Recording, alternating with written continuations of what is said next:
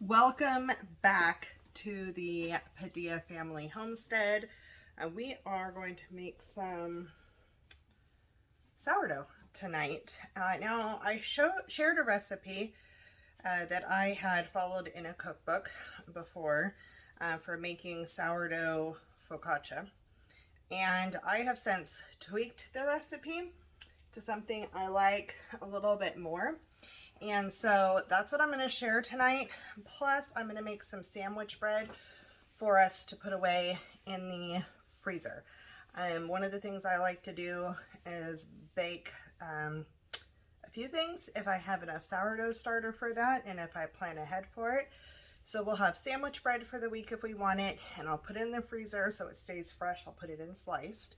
And then we'll have some focaccia for a meal this week as well. So, the things I'm going to use are kitchen scale, and then I mix with these Danish dough whisks, and then I have a couple of bowls. Since I'm doing a single batch of focaccia, I'm just going to use this one, and then since I'm doing a double batch of sandwich bread, I'm doing that, and then I'll split it out tomorrow. So we'll start this video tonight, and then we will end it out tomorrow when I go to actually do the second steps, because sourdough is definitely a process, but very worth it. So we're going to go ahead and get started.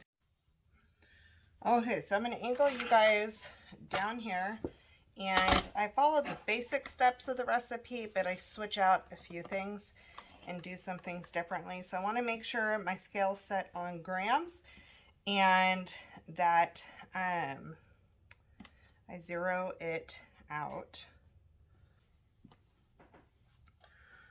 Okay, so what I'm going to start with is putting in my bubbly active starter. I had a little bit of starter and I fed it 100 grams of flour and 100 grams of water. And it has now, I have a rubber band here so I could tell when it's doubled, and has definitely way more than doubled. So we're going to go ahead and get this going. So I'll put 50 grams of my starter in here.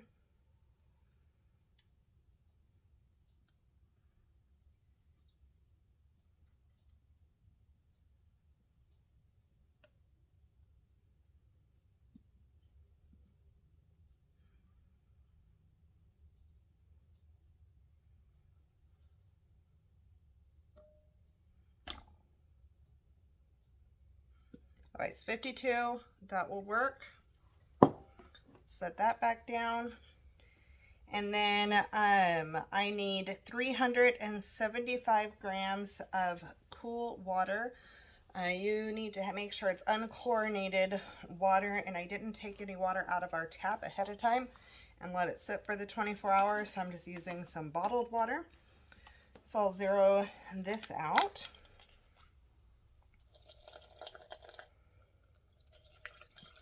And you want it to be cool water because you want the rise to be slower. This particular dough takes, it rises for 12 to 18 hours as its bulk rise, which is much longer than the other ones. Okay, so I did go a little over this.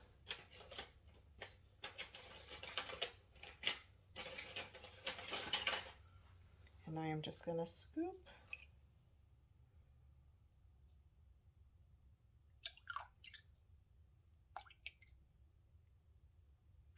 a little bit out. There we go. So I'll go ahead and zero that out now.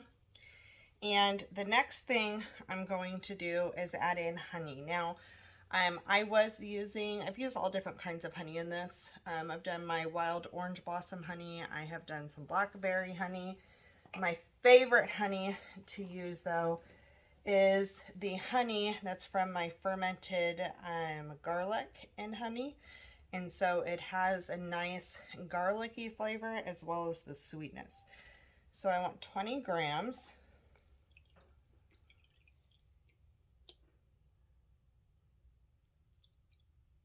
slow on this now.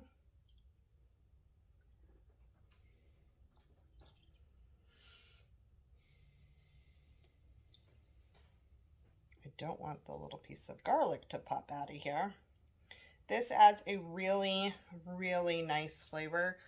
And I like to eat the garlic out of the honey, but I don't necessarily like to eat the honey by itself.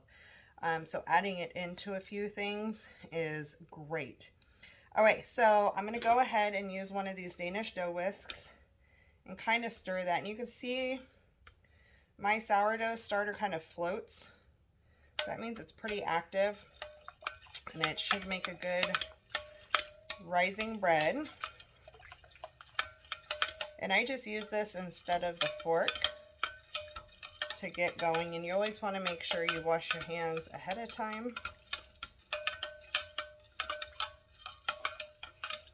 I figure that's a pretty basic rule. Man, this smells delicious.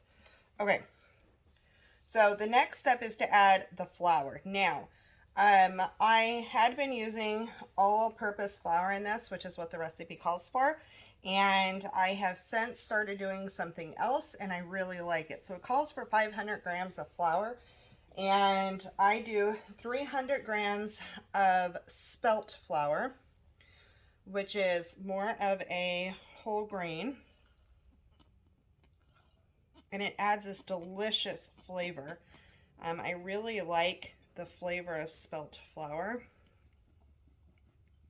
and it gives the bread more of the rustic coloring.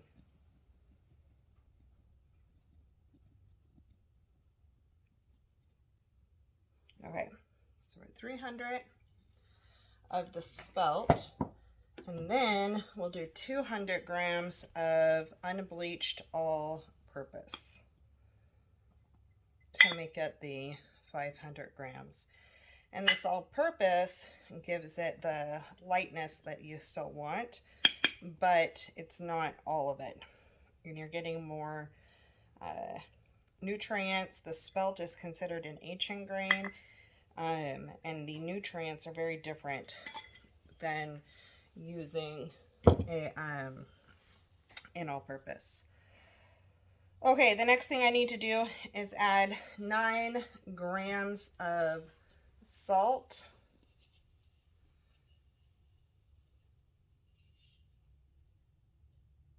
Ooh, that's 9 grams. Okay, so at this point, that's all, oh, nope, that's not. That's all the recipe calls for. The other thing that I add, and I really don't have an exact science to this, the last time I did it, I weighed it just to kind of have an idea what I did, and we'll see what I get. I'm gonna say 7 grams of the rosemary, and this is just dried rosemary leaves. There we go. And adding this into the bulk ferment has been a game changer for me. The flavor of that garlic honey and then this rosemary mixed in, so delicious. So at this point, we are going to take it and just mix it in. I'm going to get it off the scale.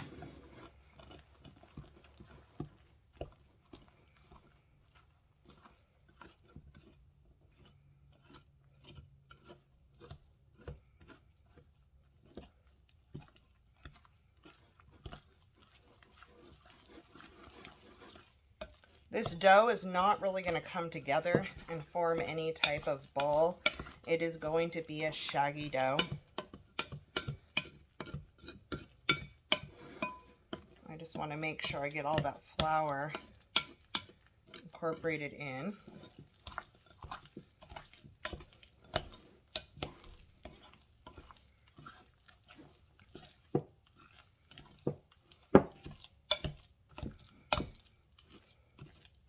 I like this because before, when I was trying to use a fork or a paddle, I would have to use my hands a lot of the times. This Danish dough whisk really Really gets in there and let me do some different angles and stuff, and I really like it.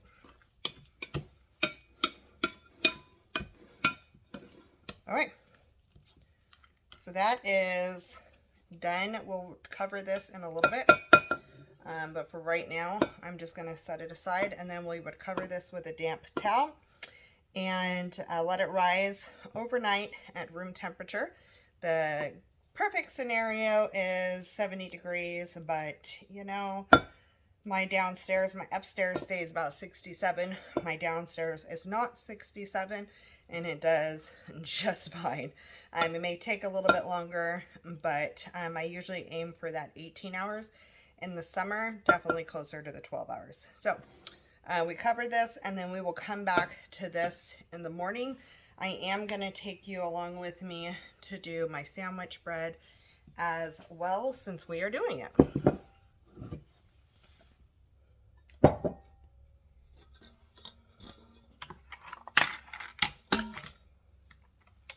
Okay, so this recipe is in this book, and I have not changed anything, so this is not anything that's really specialty recipe. It is the Country Farmhouse White, and then this is the cookbook that I follow, the Artisan Sourdough Made Simple by Emily Raffa, and I really, really like this. So we're going to double everything in this one. Oh, I changed to fluid ounce. I don't want to do that. Go back to gram. So 65 times 2, 120, 130. So hopefully I have enough in here. I should.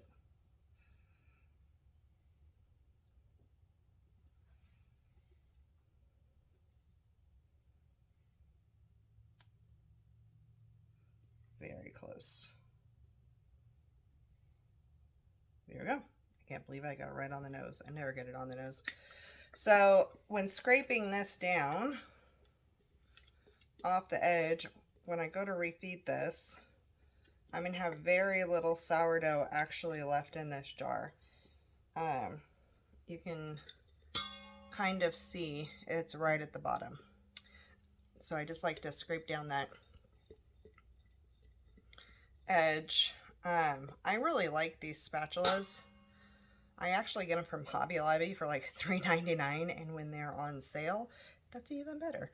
So I use that to feed my sourdough all the time. All right, so we doubled the starter. I did, before I started this, go ahead and warm up some water because it calls for warm. I only put a little bit of it in the microwave for a minute, so it's not super warm because you don't want to cook the sourdough starter. But I will do this. I need 600 grams of water because it's 300 per loaf. So I have 195 warm. And then I'm just going to pour in the rest as cold because, in all honesty, I'm probably not going to do this right at the 8-hour mark. So it will be just fine going to the 10.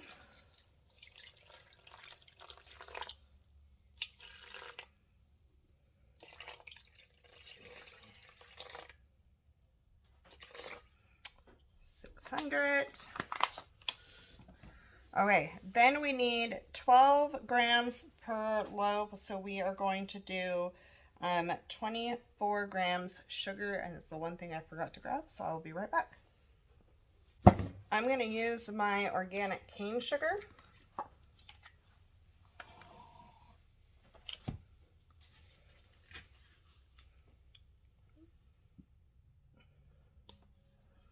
I hit something? Nope. It's just registering more weight. What do you do? Okay. So that is 0, and I need 24.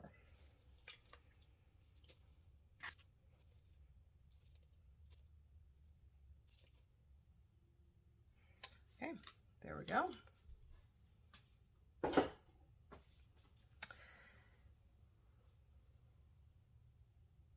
All right, so the next thing I need to do is add in some oil. This recipe does require a little bit of oil.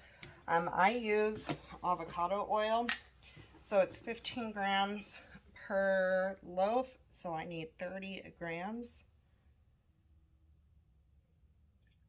If you're just starting and feeling uncomfortable about pouring things straight in here, then just measure all these out individually in little jars or little tiny bowls or something like that. And it will help you get comfortable with about how much you need. Because you can't take stuff out, so you don't want to go too crazy over the water. I don't mind taking out if it's just the water in the sourdough. But once you start mixing more in there, it gets a little bit harder to remove items. All right, so that's 30.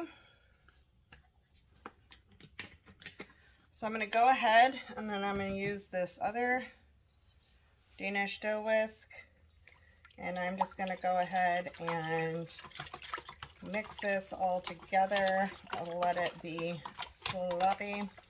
Now, I have heard that you're not supposed to do sourdough in metal. I heard that somewhere. But I don't have a ton of bowls, and I don't have super large glass or plastic bowls. So if I'm doing a double batch, this is the way to do it. All right, it's basically combined. Now this one calls for 400 grams of bread flour and 100 grams of all-purpose. Husband, I'm going to ask your preference here. Do you want it all the all-purpose, or do you want it some spelt in there? Spelt. Okay. So I would treat the spelt flour as a bread flour, and then the all-purpose as an all-purpose. I have made this all with all-purpose, and it's turned out great. So it's really a matter. I've made it with hard red wheat as well. So it really is a preference. So I'm gonna go ahead and take my spelt. I have it zeroed out, and I need 800 because I'm doing 2 loaves. We'll see, I might not have 800 in here. All right, so we're doing 700, and we're just gonna go with it. And then I'll do 300 of the all-purpose because that's what I have in the jar. Just have a total of 1,000 if you're doing 2 loaves, or 500 if you are doing 1 loaf. It's pretty forgiving if you want to play around with the flours.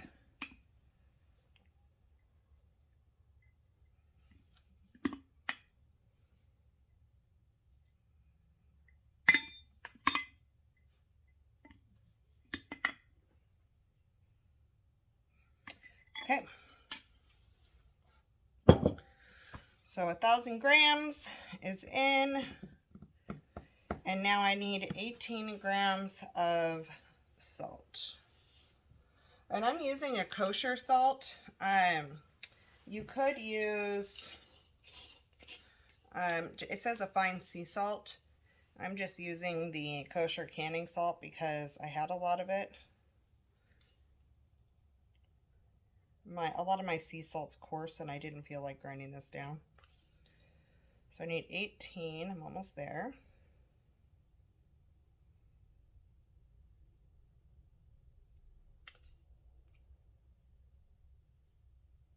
Okay, we're at 18.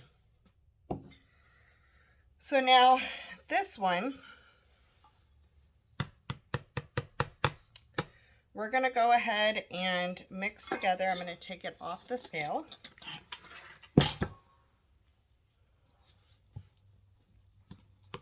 And this isn't gonna be a white bread. It's not gonna turn out white because I used the spelt. If you had done all-purpose or just white bread flour, that would have been just fine. It would have turned out white, but this will look more of a whole wheat bread.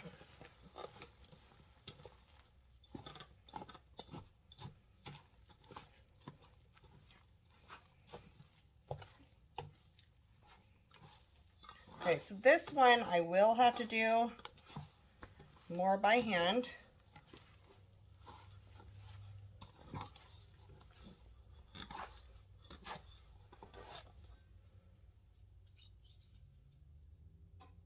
I'm going to take this out of there. So again, I've already washed my hands. So my hands are clean. And now at this point, I just take it and I try to have one hand dirtied and the other hand not. And I'm going to take this dough and kind of rub it on the edge, and then use my hand and kind of rub it on the edge, and really just push in the flour that's on the bottom of this, because you really don't want a clump of flour just sitting in the middle of your loaf.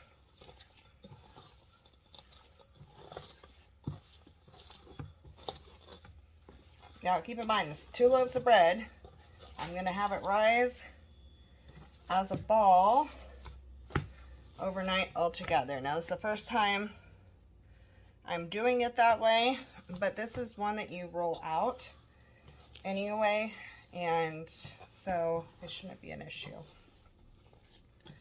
All right.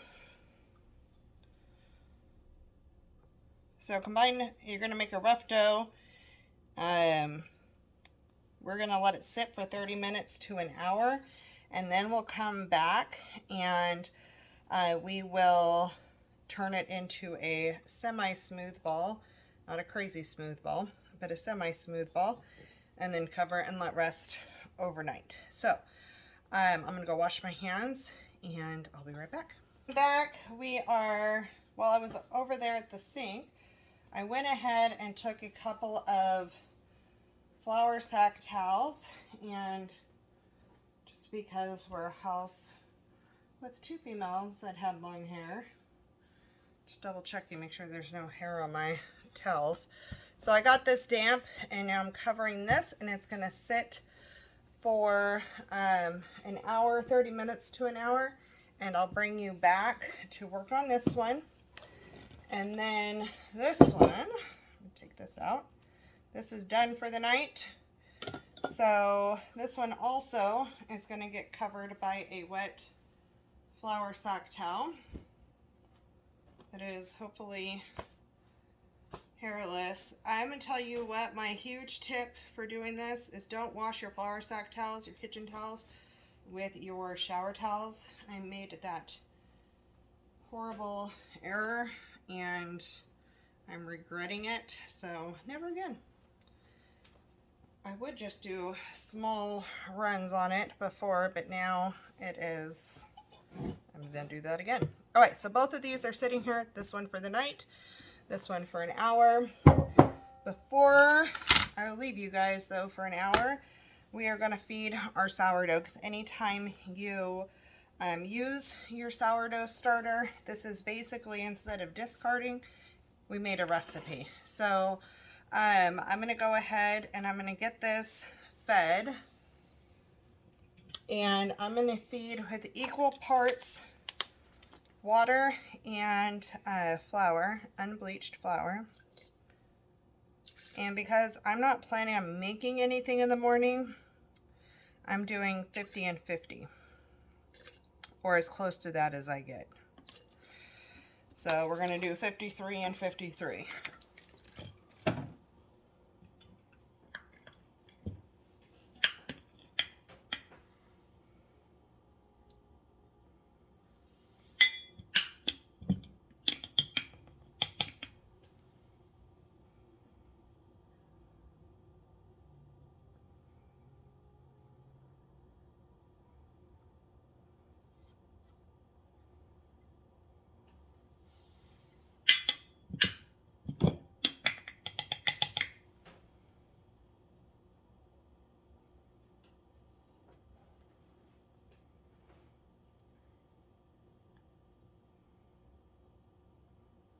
Okay, so we have 53 and 53. I really don't want anything on that rim, as much as possible.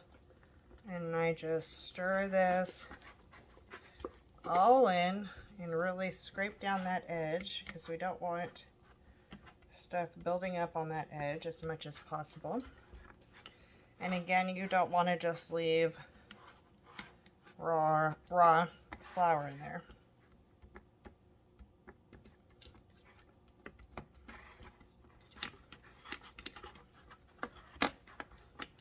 And I really splashed that raw flour up on the edges this time.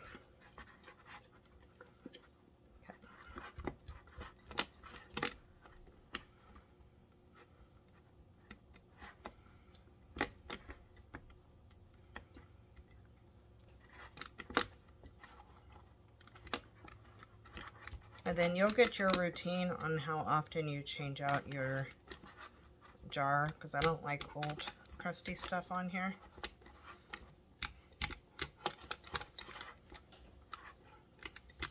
Okay, so that's mixed in. And now I cover it back up with my coffee filter, put my band on, and I'm going to adjust this rubber band to the most even line that I have, so I know when it doubles again. So, and then this can sit out, and then tomorrow morning I will discard and refeed it and go from there. Okay, so that's it for now. We got everything started, and I will be back here in 30 minutes to an hour to kind of show you the next process. I'm going to go in and clean up the stuff that I have sitting here. So I am going to be done for the night. And I'll bring you back, and then we will touch base in the morning when we move on to the next steps for everything. Okay, so it's been about 45 minutes. And we are going to undo this. So this is kind of what the dough looks like. It's kind of softening a little bit, but we're going to pull it out and we're going to work on it. So we just are going to spend about 20 seconds on it once we have it out of here. This will usually be smaller, but again, because I'm doing double batch, it's going to be a little bit larger. So what I normally do is just fold it in and shape a ball and just keep folding it. This is much harder in a double batch. So kind of stretch it and fold it in on itself. It's going to take some arm muscles. And then now I'll just keep forming it kind of like this. I don't know how to do it in a way that you can kind of see. It starts to create a smoother texture. Because it has the spelt, it's not going to be super smooth. If this had all purpose, it would be much smoother. But it is much harder to pull together now, and it has created a ball that is much smoother than what it was. So we'll go ahead and we'll place that in the bowl and recover it. And now it will rise for 8 to 10 hours. Basically whenever I get up in the morning and decide to start working on it. And then, yeah, there's not much change in the focaccia, so there's no reason to show that. All right, so I will check back with you guys in the morning. Gotta love the YouTube camera magic. We'll see you in a few. Good morning. We are back. It is bright and early. Well, I should say dark and early. It's about 6-ish. I'm gonna work on the sandwich bread first. Because the focaccia is nowhere near ready. We still have a few hours on that. So I'm going to be working on the sandwich bread first and take you along on that project. So the first step is I got these pans out. I have 2 of these. They're just Wilton bread pans. And I pour a little bit of avocado oil in it, just a touch, just to kind of lightly coat them. They're already non-stick, but I just want to make sure everything gets out. So I just lightly coat it with my hand. You don't want like a ton of residue, but it's kind of what it looks like. And I'll go ahead and do the second one.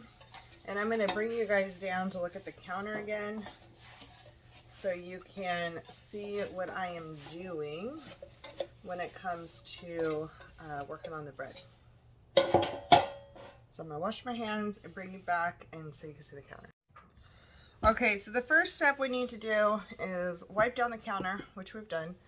This is an island that my friend actually made.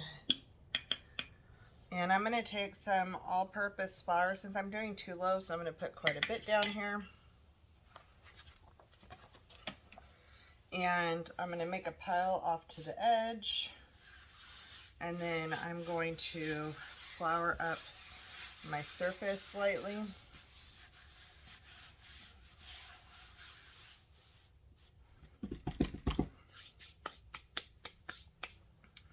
All right, so now I need to take our dough. Look how beautiful.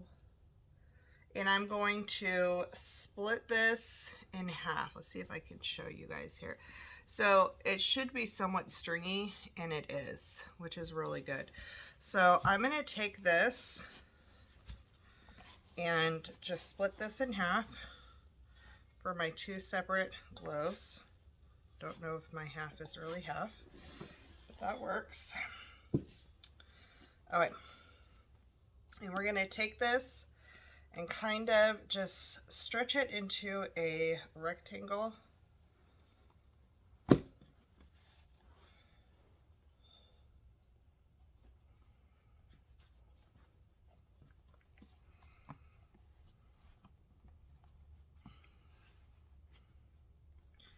And you want to make sure that all of the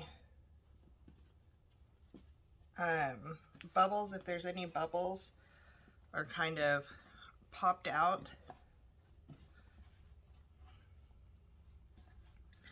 This is easier to get into a better shaped rectangle when you don't have a double batch, but hey, that's okay. This is like the grown-up version of playing with Play-Doh.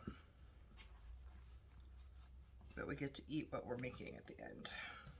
All right, so the normal process for this is you don't add anything at this point. You are just making sure that it is all the bubbles are out, and we're gonna roll this up. Now, I have in the past taken dried basil and sprinkled it across right here. And I may actually do that for one of these and not do it for the other one. Because it's good on sandwiches. And it's always fun to add in some more herbs. So I'll go ahead and just sprinkle some, ooh, lots of basil. That smells beautiful. So I'm just going to spread this out kind of in the middle on this one.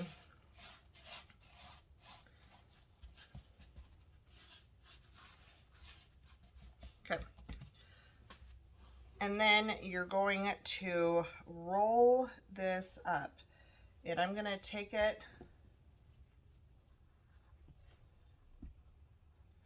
and just roll it up. I want to keep this part wider than the part I'm rolling.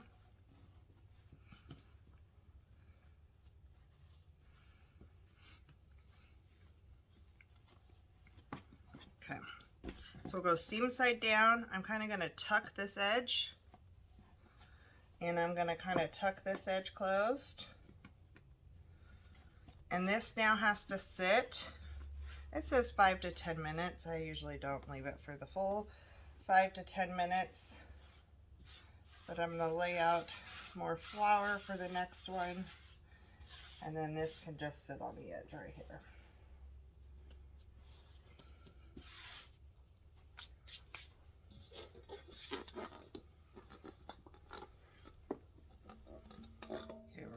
our next dough.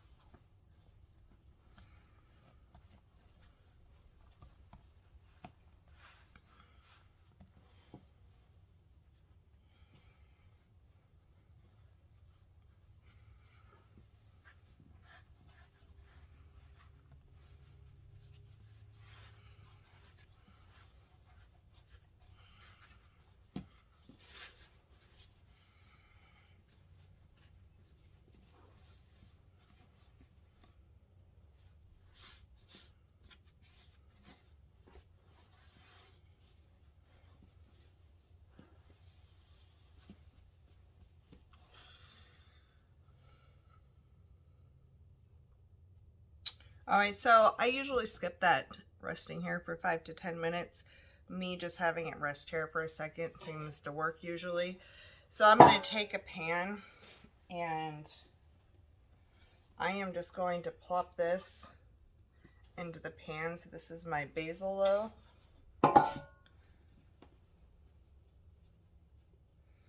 This is not my basil loaf, but I do have some basil on it. It's kind of funny.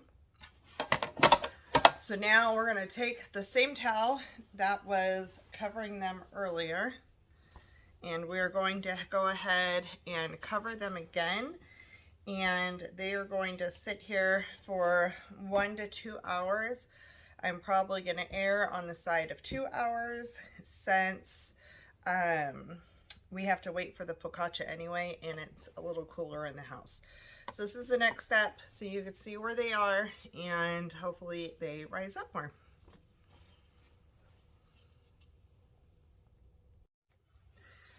So I'm going to bring you back here in a couple of hours. We should be about ready to do the focaccia bread at that point. I'm going to enjoy some coffee, do some stuff around the house, probably eat some breakfast, and then I'll join you back here. We'll see you soon. Okay guys, I can't even. So it has been about an hour and a half and my downstairs is still pretty cool. And so I started the oven for the sandwich bread at 375. And I decided I was gonna move the sandwich bread into the kitchen on top of the stove just to let it warm up a little bit more to help it rise, because it's not rising a ton. So sometimes I'll do that. So I go and I set the bread on the stove, and one immediately, I didn't get it all the way on there, fell off and into the trash can. And so I'm down a loaf. The one with the basil in it is gone. I'm not gonna eat that. So I'm letting the stove preheat and get ready to go for that. Before I pop it in there, I will make sure that you see the one loaf that's left and how much it has risen at the time. And now what I'm going to do is go outside, because we're going to start getting ready for the focaccia. And so I am going to go and I cannot believe I just dumped my bread in the trash. I've never done that. My trash can's not normally right there, but I was doing some stuff in the kitchen, decided to move it in there, and yeah, I'll have to stay in there again. Anyway, so we're gonna go harvest some stuff for the top of our focaccia bread outside, and get ready to go with that. Alright, so for today's focaccia, I'm gonna grab, I want to let these grow a little bit more. So I'm going to grab some baby leaves off of this blue Scotch kale. I really like baby kale on the focaccia. So I'll add a couple of those.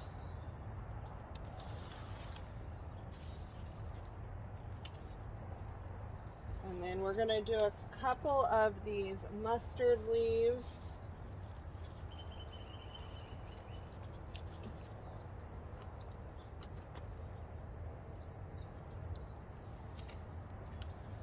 I think I'm going to grab a beet leaf or two, which is really very similar to Swiss chard. But I have some little ones, so that's great.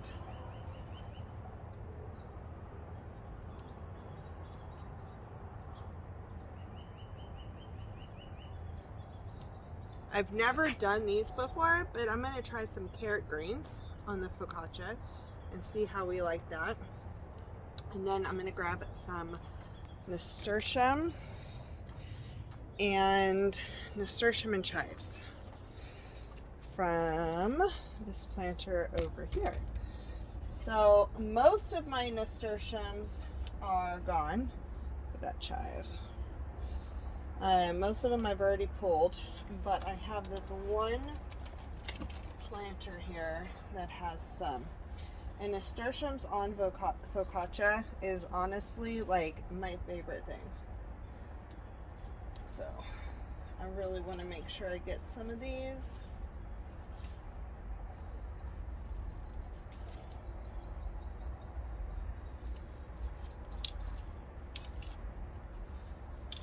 I'm also going to grab some of this tatsoi.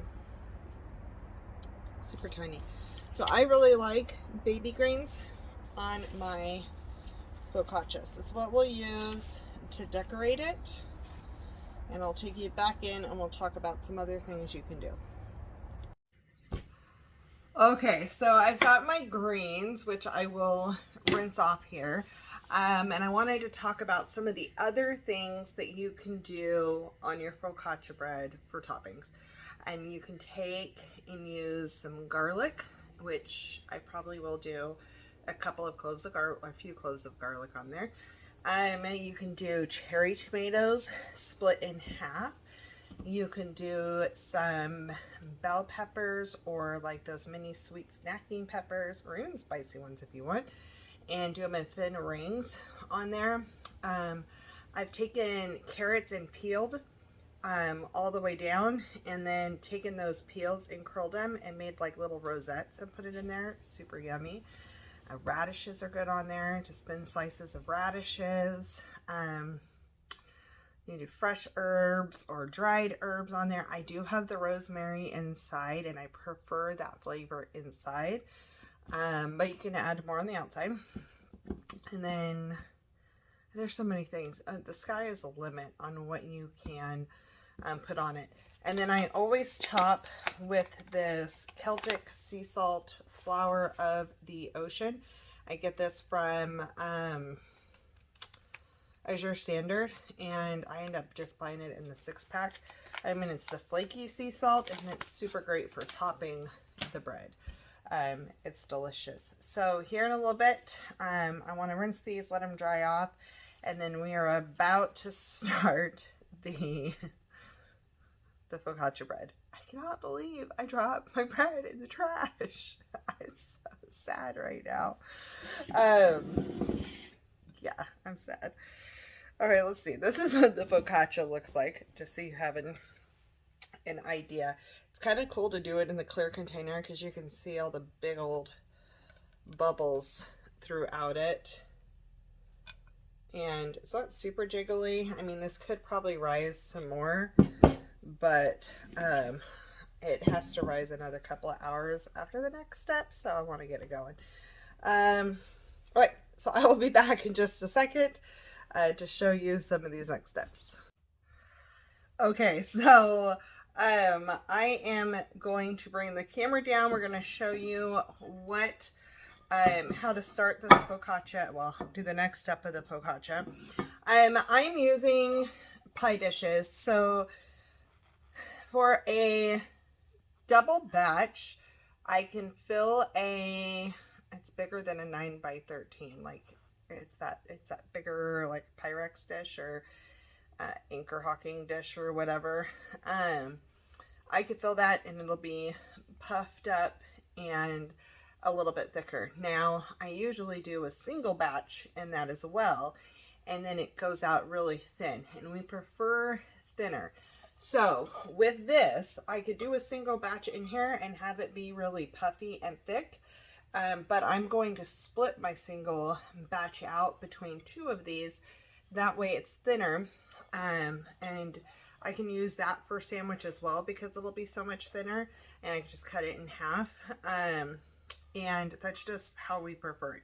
So I'm going to do it in these pans, but I'm going to do it thinner. You can absolutely do it in just one of these. Started doing focaccia. The recipe called for oil in the bottom of the pan, which I still use, but I have since learned the trick. Because even with oil, your pan is your bread is going to stick. And it is crazy to me how hard it can be to get this out. So the trick is to put butter on the bottom of your pan first. So this is straight out of the dishwasher. Normally it's not that warm. Okay, so just coat the bottom of the pan with butter. Actually, I may do part of the side of the pan too. Just do a little bit on the side. That's not usually the issue though. The issue is usually on the bottom. Okay.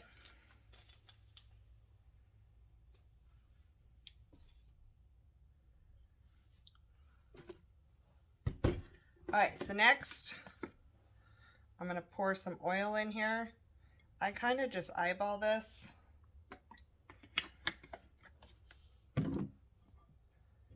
You'll get to where you know what your preference is. I want it kind of covering it all.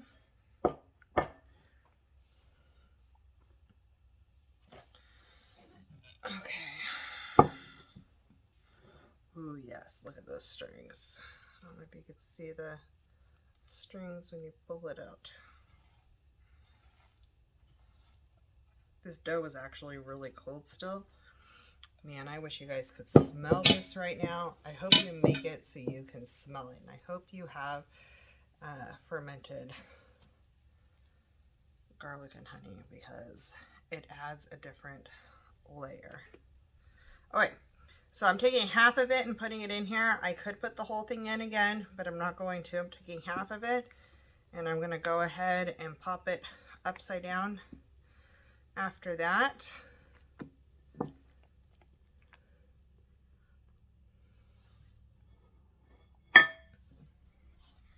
And then I'll put the remainder in this one.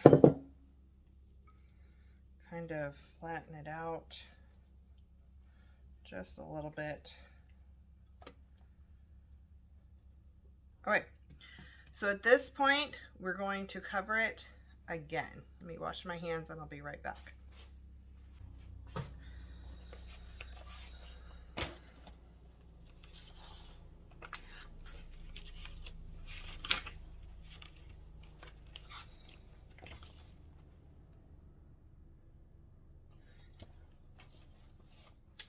All right, so these beautiful little pans are now going to be covered, and we are going to let them rise for another hour and a half. Focaccia is definitely a longer process. So if you have like an event or a time thing you need to have it done, I would have it done like the day before or something like that. So now I'm going to let this just sit here. And then I'm going to go ahead, even though this hasn't fully risen, I'm going to go ahead and put this in the oven. It's going to pop up more. This was the smaller of the two loaves. So the other one would have been puffier, but I did not spread it out evenly. I didn't split it evenly. So this was the smaller of those 2 loaves, and this is the one without the basil. So I'm going to go ahead and pop this in, and it's at 375 for about 40 to 45 minutes. So I'll stick it in at the 40 minutes and check it at that point. And then we'll be back when this one comes out. And then shortly after that, we get to start working on this again.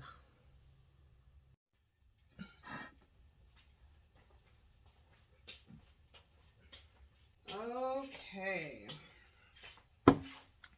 Our bread is ready. So when you take it out, you want to immediately remove it from the pan.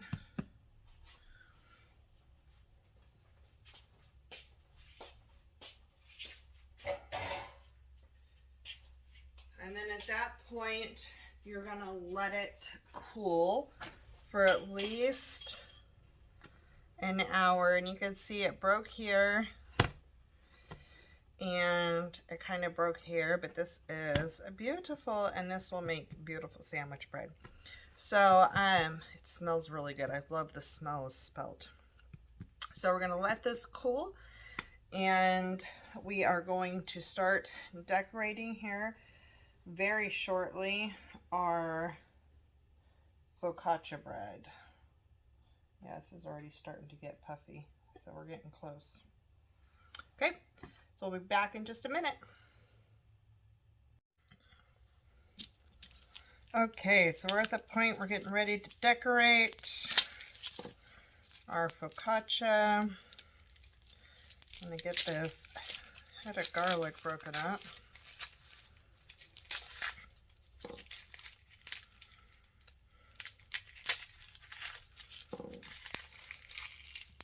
So some people like to leave their garlic in the skin of it. I don't like that.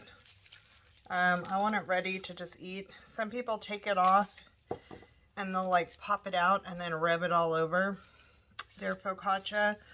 That is not my habit. So what I normally do is open it up, and this is going to cook for 25 to 30 minutes. So it's not a super long cook time, and this clove is pretty big. This would be great if you're saving those smaller cloves to put that on here. But I'm going to go ahead and just cut that into a few slices. And I'm going to do the same thing on this one.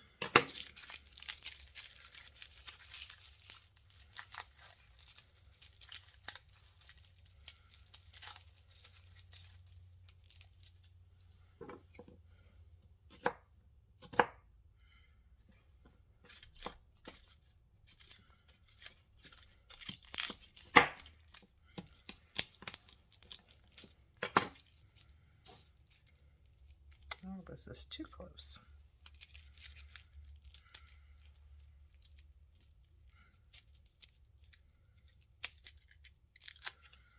So one little baby one.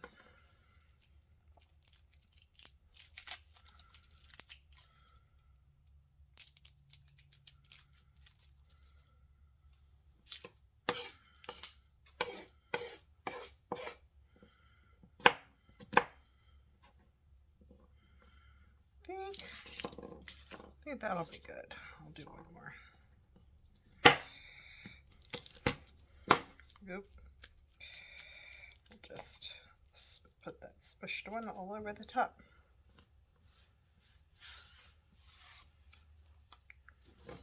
Alright, so I'm going to start with this one. This could go puffier. I'm actually going at about the 1 hour mark. But this particular one, you can see it's starting to puff. Starting to keep its indents, and this could go a little bit puffier. This is puffier than, oh, that one's getting puffy too finally. Okay, so we're good. This is probably the least amount of puffy you would want to go with. You could wait longer and let this get puffier, but we are at the end of our time for today. So I want to get this in. Just leave that one whole. And there's really not a lot of rhyme or reason to this. You could do it however you choose to. And this one I'll try the carrot greens on.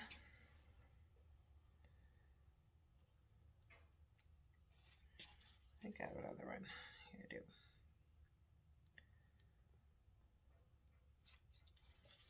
And then I'll pop in a couple of these nasturtiums. So that way every bite kind of gets some. And because I have this huge chive here, I'm going to cut some of this up, just tear it off. And you can get that onion flavor throughout on a lot of the different bites as well.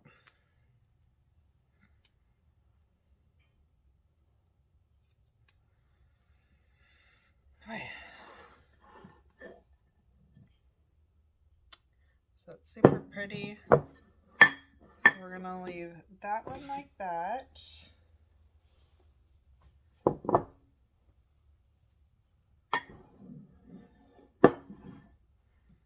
Yeah, this one isn't as puffy. It's getting there. It's definitely not as puffy. You can see the oils coming up on the rim right here. That's a good thing. If it's not doing that, you probably need to add more. All right, so I'm going to go ahead, since I have this one in my hand.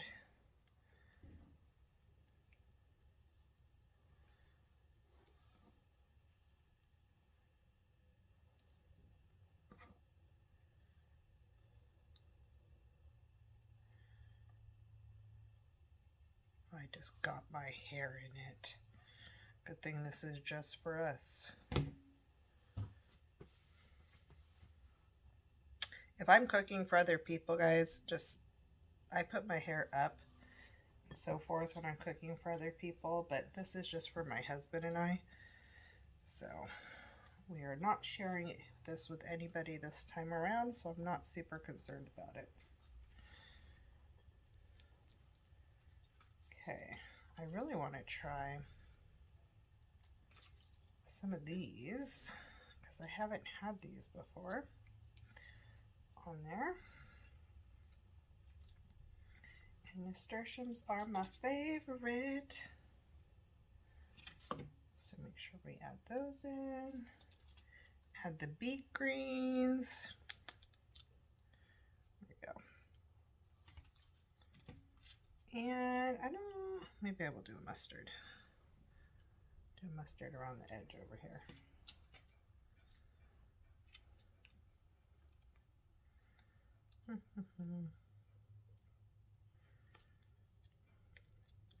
Okay. It's not like super pretty, but it works. Alright, so the next step before these go into the oven, which I already have the oven preheated, I'm going to take some of the salt. This is where you could sprinkle with any herbs you wanted to. I have the rosemary inside, so I'm not going to sprinkle the rosemary or any herbs on top. There's a lot right in this one spot. Let's spread you out. Okay. And that is ready. So I'm going to pop this in for 25 to 30 minutes. They should be pretty golden brown. Don't take them out when they're super light because you want to make sure the middle's cooked. You don't want to eat raw sourdough and you don't want it in the middle raw. So you want to make sure they're totally cooked, and we'll see you back here when we are done. I should probably put it that way. Yeah.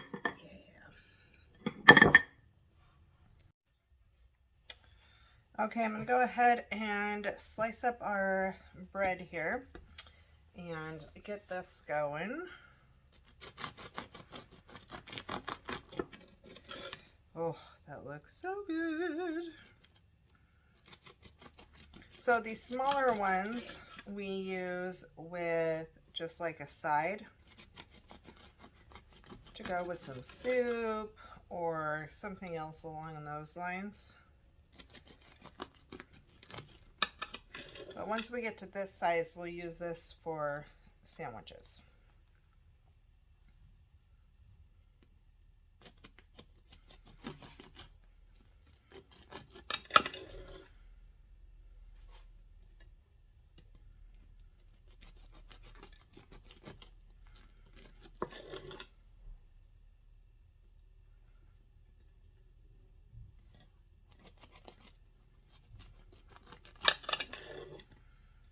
Middle part could probably cool a little bit longer.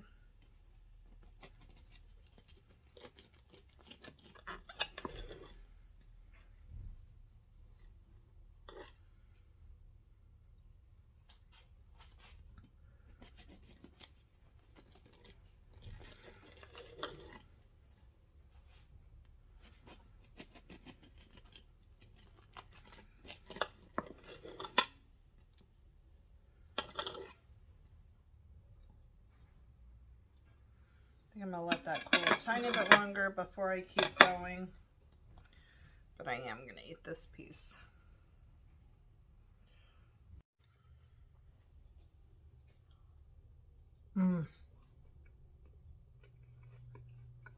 This is really good. This is great with all purpose, but I really like the flavor of Spelt.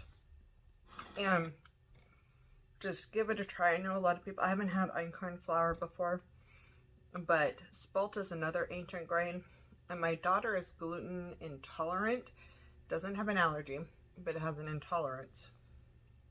And Spelt and sourdough have less effect on her.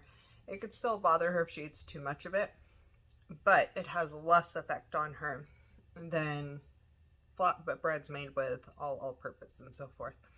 So something to keep in mind, but this is delicious. I'm going to eat this, and we're going to go pop that focaccia out of the oven here in just a second.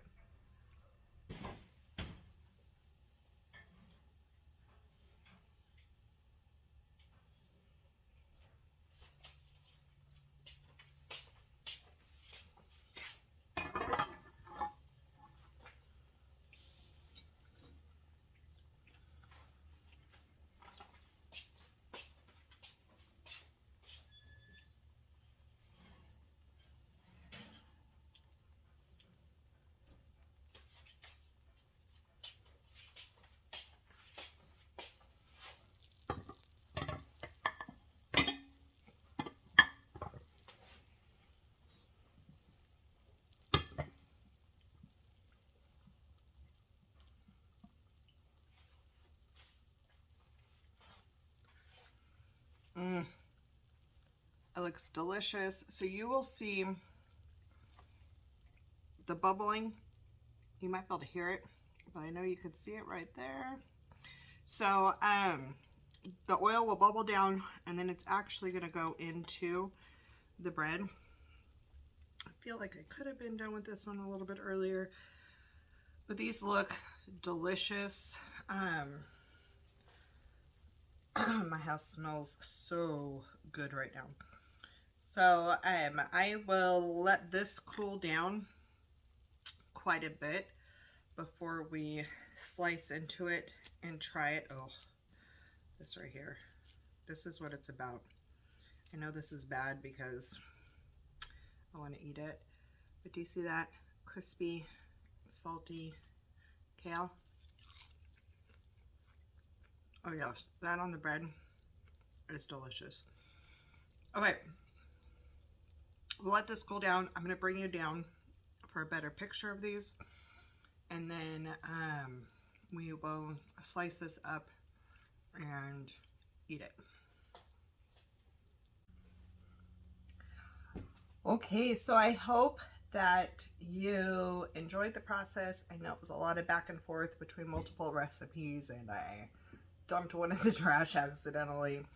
But if you are new to sourdough, I would absolutely suggest this focaccia, and even the sliced bread. Experiment with some flours. I get my salt, my flours, any sugars, my honey, all of that stuff from Azure Standard. I'll have a link in the description below. It's a referral link. It doesn't cost you anything extra. It just says, hey, you were referred by me, and that helps our channel out with some of our groceries. And then the greens are from the garden, which is great. Just growing a little bit here and a little bit there. It adds up on these. And then the garlic, because I'm in an apartment garden, I don't grow my own garlic. I did get these in Gilroy, which I live in California, and Gilroy is like the garlic capital of California or whatever. So I did get these there when we were traveling through. So I am super excited about these. My husband will be very happy to have some sandwich bread for this week. I don't have one for the freezer like I planned, so I'll probably be making another one of those. And then we have this focaccia. I'm going to slice it here in just a second and show you how delicious it is. I'm probably doing it a little warmer than it should be. But it smells so good. You really do want to let it cool as long as you can. But I always end up, yeah, I kept this in a little longer than I should have. Should have gone for the 25 and not the 30 on it.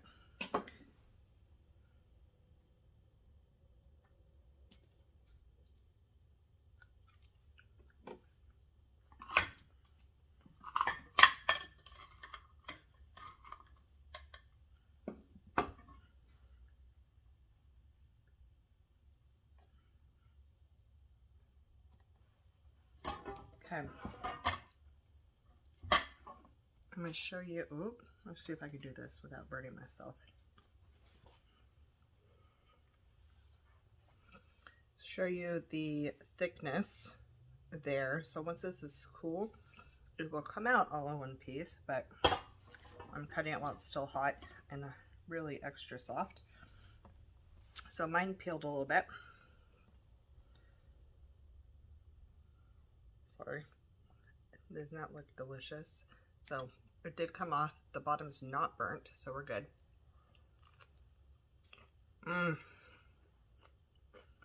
This is so good. So I like the flavor of avocado better. Avocado oil better than I like olive oil, which is why I use that. And then it's always good when you rub some garlic. So if you felt like it, this is what I was talking about earlier. You can take some of that roasted garlic and rub it on there, and it's going to taste delicious. So I hope you make some. I hope you enjoy my recipe. I hope you have garlic fermented in honey, because that honey poured in here is delicious. It's a great medicinal thing to have in your cabinet anyway, so I would grab that. If you want the written instructions, I'm going to have a blog post below for the focaccia, since I've now created like my version of this recipe. The sandwich bread, I would check out that cookbook I referenced earlier, and make sure you start using sourdough. So good. We'll talk to you guys next time.